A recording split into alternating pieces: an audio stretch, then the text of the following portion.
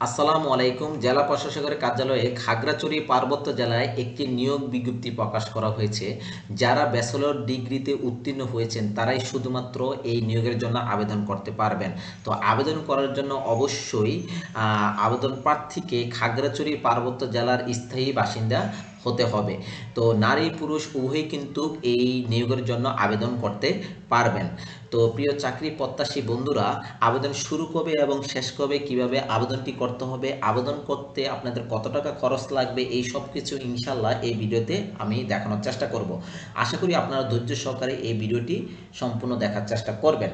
তো আর মূল ভিডিওটি শুরু করার আগে আপনারা যারা আমার চ্যানেলে নতুন এসেছেন, আপনারা চাইলে আমার চ্যানেলটি সাবস্ক্রাইব করে রাখতে পারেন, যাতে করে পরবর্তী ভিডিওটি আপলোড করার সাথে সাথে আপনাদের কাছে একটি নোটিফিকেশন চলে যায়। তো প্রিয় চাকরি প্রত্যাশী বন্ধুরা, এই নিয়োগের ক্ষেত্রে, নিয়োগ বিজ্ঞপ্তির ক্ষেত্রে একটি মাত্র এখানে আপনার পদের জন্য নিয়োগ দেওয়া হবে, সেটি হচ্ছে ইউনিয়ন পরিষদ প্রশাসনিক কর্মকর্তা, যেখানে পদের সংখ্যা উল্লেখ আছে 6টি, যার বেতন স্কেল হচ্ছে যে আপনার 10,200 থেকে শুরু করে 24,680 টাকা পর্যন্ত হবে। ওকে, যার গ্রেড হচ্ছে 14তম গ্রেড। এটি হচ্ছে যে মূলত ইউনিয়ন পরিষদ কর্তৃক 25% দেওয়া হবে আর সরকার কর্তৃক 75% দেওয়া হবে।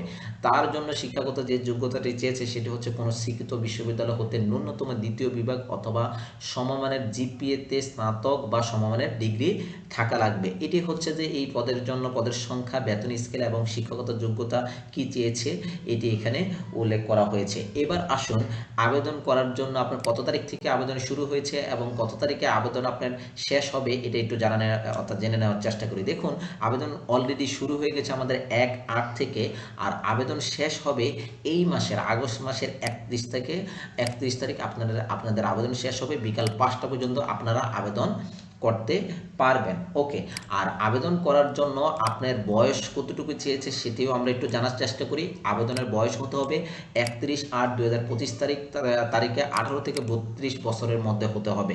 ওকে, তো এরপর আসেন যে যারা সরকারি চাকরি করেন তাদের জন্য করণীয়টা কি, বা আধা সরকারি যারা চাকরি করেন এখানে সেটিও বলে দেওয়া হয়েছে। সরকারি বা আধা সরকারি বা স্বায়ত্তশাসিত প্রতিষ্ঠানে যারা কর্মরত প্রার্থীকে অবশ্যই যথাযথ কর্তৃপক্ষের নিকট হতে অনুমতি ক্রমে আবেদন করতে হবে এবং মৌখিক পরীক্ষায় অংশগ্রহণের সময় নিয়োগকারী কর্তৃপক্ষ কর্তৃক প্রদত্ত অনাপত্তি সনদপত্রের মূল কপি প্রদর্শন করতে হবে।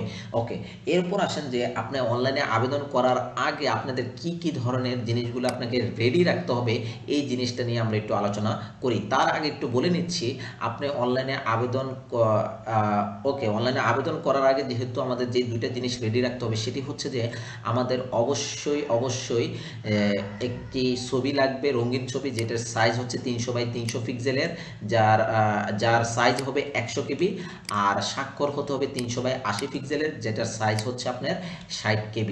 ওকে, তো এটি ছিল আমাদের কিভাবে একটা অ্যাপ্লিকেশন আবেদন করার আগে আপনাকে এই দুইটা জিনিস রেডি করা লাগবে। এখন আবেদন কিভাবে করবেন, আবেদন করার জন্য এখানে একটি ওয়েবসাইট কিন্তু অলরেডি দিয়ে দিয়েছে।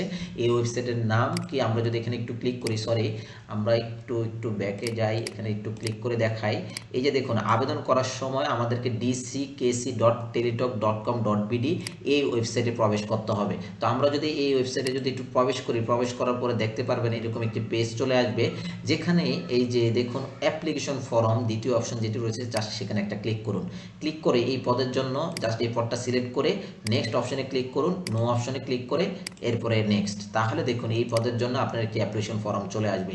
এই অ্যাপ্লিকেশন ফর্মে আপনি নির্ভুলভাবে সঠিকভাবে তথ্য ফিল আপ করে তারপরে সাবমিট করতে হবে। ওকে, সাবমিট করার পর আপনাকে 72 ঘন্টার মধ্যে অর্থাৎ 72 ঘন্টার মধ্যে আপনার ইউজার আইডি দিয়ে আপনাকে টেলিটক প্রিপেডের মাধ্যমে আপনার SMS করে পরীক্ষার ফিটা জমা দিতে হবে। এখন আসুন, নির্ভুল তথ্য বা স্বাক্ষর কিভাবে আপনি করবেন। দেখুন, অনলাইনে যখন আবেদনপত্র যথাযথভাবে পূরণ করবেন, পূরণ করার পরে ছবি এবং স্বাক্ষরযুক্ত আবেদনপত্র যখন সাবমিট সম্পূর্ণ হবে, তখন একটি কম্পিউটার ছবি সহ একটি অ্যাপ্লিকেশন প্রিভিউ দেখাবে, যে আপনি কি সম্পূর্ণ জিনিসটা দেখাবে, সব ঠিক আছে কিনা চেক করবেন। যদি ভুল হয়ে থাকে তাহলে সেটাকে ব্যাক করে এডিট করে নিতে হবে।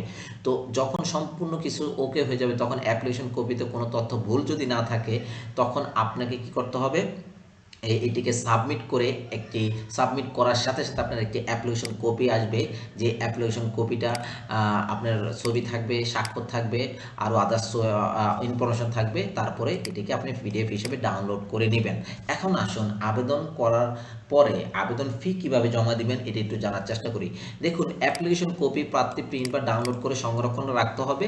আর অ্যাপ্লিকেশন কপিতে একটি ইউজার আইডি নাম্বার দেওয়া থাকবে, যেই ইউজার আইডি নম্বর ব্যবহার করে প্রার্থীকে অবশ্যই নিম্নোক্ত পদ্ধতিতে যে কোনো টেলিটক প্রিপেড মোবাইল নম্বরের মাধ্যমে 2টি SMS এর মাধ্যমে আবেদন ফি বাবদ 100, আর টেলিটকের যে চার্জ ফি রয়েছে, সার্ভিস চার্জ ফি, সেটা হচ্ছে 12, অর্থাৎ টোটাল 112 টাকা আপনাকে জমা দিতে হবে। এখন আসুন, এই যে আপনাকে যে আর ক্ষুদ্র নৃগোষ্ঠী বলেন, এই যে এখানে দেখুন, এই যে অনগ্রসর নাগরিক বলতে ক্ষুদ্র নৃগোষ্ঠী বলেন, তারপরে আপনার আদার্স যে ইয়াগুলো রয়েছে সেগুলোর জন্য হচ্ছে আপনার টোটাল 56 টাকা লাগবে, অর্থাৎ 72 ঘন্টার মধ্যে এই টাকাটা জমা দিতে হবে। এখন আসুন, আপনি আবেদন ফি যে জমা দিবেন আপনার টেলিটক প্রিপেডের মাধ্যমে, সেটি কিভাবে দিবেন সেটি একটু দেখার চেষ্টা করি। প্রথমে SMS অপশনে গিয়ে লিখতে হবে DCKC স্পেস ইউজার আইডি, তারপর হচ্ছে সেন্ড করতে হবে 16342। এরপরে ফিরতে আরেকটি SMS আসবে, যেখানে লিখবেন DCKC ইয়েস, যে পিন নাম্বারটি দেওয়া থাকবে SMS এ, সেখান থেকে পিন নাম্বারটি লিখে এরপরে আপনার আবার সেন্ড করতে হবে 16342। তারপর আপনার একটি মেসেজ জানাবে, ফিরতি মেসেজ, কনগ্রেচুলেশন। এখানে একটি ইউজার আইডি এবং পাসওয়ার্ড দেওয়া থাকবে, যাতে করে পরবর্তীতে আপনি লগ ইন করে প্রবেশপত্রটি ডাউনলোড করতে পারেন। এখন আসুন, প্রবেশপত্রটি আপনি ডাউনলোড করবেন কিভাবে, বা প্রবেশপত্রটি দিয়েছে কিনা সেটা কিভাবে জানবেন। তো এটি করার জন্য আপনাকে যেটি করতে হবে সেটি যদি আমরা যদি একটু নিচের দিকে যাই, তাহলে আমরা একটু বুঝতে পারবো যে কিভাবে এই জিনিসটি আমরা করতে পারবো। ওকে, প্রবেশপত্রটি ডাউনলোড করার জন্য আপনারা যেটি করতে পারেন, এই খাগড়াছড়ির যে অফিসিয়াল ওয়েবসাইটটি রয়েছে, অর্থাৎ জেলা প্রশাসকের, সেই ওয়েবসাইটে গিয়েও আপনি জানতে পারবেন। এছাড়াও dckc.teletalk.com.bd এই ওয়েবসাইটে গিয়েও আপনি কি করতে পারবেন, ইউজার আইডি এবং পাসওয়ার্ড দিয়ে প্রবেশপত্রটি ডাউনলোড করতে পারবেন। এছাড়াও আপনাকে মোবাইলের SMS এর মাধ্যমেও জানানো হবে আপনার যে প্রবেশপত্রটি ডাউনলোড করার জন্য। আর এরপরে হচ্ছে যে আপনি যদি লিখিত পরীক্ষায়, মানে অর্থাৎ আপনি যদি পরীক্ষার সময় জানতে চান, ওই যে বললাম এখানে আপনাদের পরীক্ষার তারিখ, সময় এবং নির্ধারিত স্থান কিন্তু আপনাকে এই অফিসিয়াল পেজ, জেলা খাগড়াছড়ির যেই অর্থাৎ অফিসিয়াল যেই পেজ রয়েছে, মানে সেই পেজ থেকেও আপনারা জানতে পারবেন, অথবা এই যে dckc.teletalk.com.bd ওয়েবসাইট থেকেও জানতে পারবেন। এছাড়াও মোবাইলের মাধ্যমেও জানতে পারবেন।